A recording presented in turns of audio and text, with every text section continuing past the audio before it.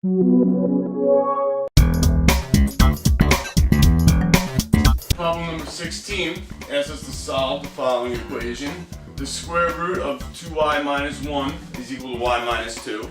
So the first step would be to get rid of the square root sign, and we're simply going to do that by squaring both sides of the equation.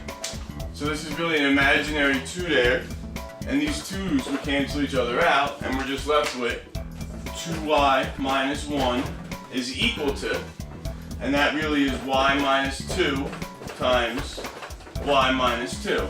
All that 2 means is that there's 2 terms. Now our next step would be to FOIL the right hand side of the equation. So it becomes 2y minus 1 is equal to y times y is y squared. The outer is y times negative 2 becomes negative 2y. The inner is negative 2 times y, which is negative 2y. And then the last is negative 2 times negative 2, which is just positive 4.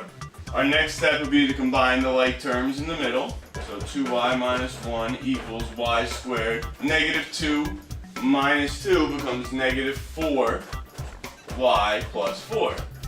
Now in order to solve this, we have to move all of our terms to one side of the equation. So I'm going to move all these terms on the left to the right hand side.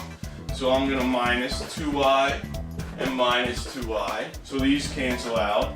Now I'm going to add 1 and add 1. So those cancel out. And I'm left with 0 is equal to y squared. Negative 4 minus 2 becomes negative 6y. And then 4 plus 1 becomes positive 5. So now in order to solve this, I have to factor it. So it becomes 0 is equal to our 2 parentheses. Y squared is simply y and y. Y and y. And what are factors of 5 that make 6? 5 and 1. So 5 and 1. And we want to make a negative 6 out of 5 and 1. So we're going to do negative 5 minus 1 equals negative 6. Now in order to solve it, we're going to take each of those terms and set them equal to 0. So we're going to have y minus 5 is equal to 0. And then y minus 1 is equal to 0. So we're going to add 5 to both sides of the equation. So y is simply equal to 5 is one answer. And then your other answer, we're going to add 1 and add 1. So then you're going to get y is equal to 1 as your other answer. However, the directions state that it wants us to check our solutions also.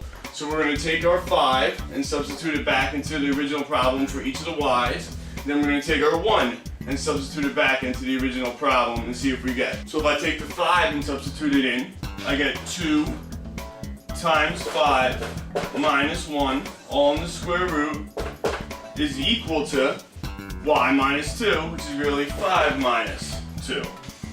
2 times 5 is 10. 10 minus 1 becomes 9. So it's the square root of 9 is equal to 3.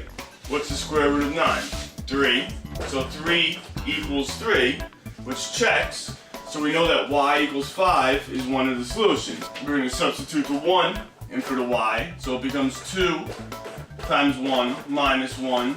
The square root is equal to 1 minus 2. So 2 times 1 is 2, minus 1 is 1.